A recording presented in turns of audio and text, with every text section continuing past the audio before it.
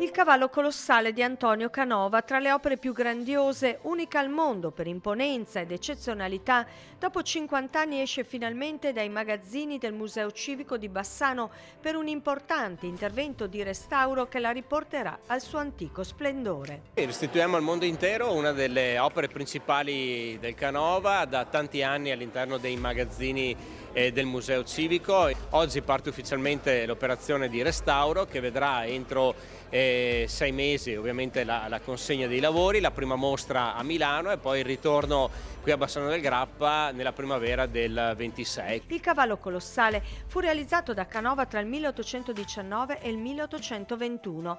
Donato al museo da Giambattista Sartori Canova, resistette ai bombardamenti del 45, fu smontato alla fine degli anni 60 per finire nei depositi. Rimase esposta soltanto la testa, a memoria dell'eccezionale valore storico e artistico dell'opera. È un percorso bellissimo, complesso, perché è un restauro che prevede un grado di complessità anche strutturale e poi dopo di restauro conservativo notevole, quindi sarà un'operazione assolutamente spettacolare. 150 pezzi da mettere insieme, un puzzle prezioso che dovrà essere ricomposto su una struttura in grado di reggere le misure imponenti del cavallo.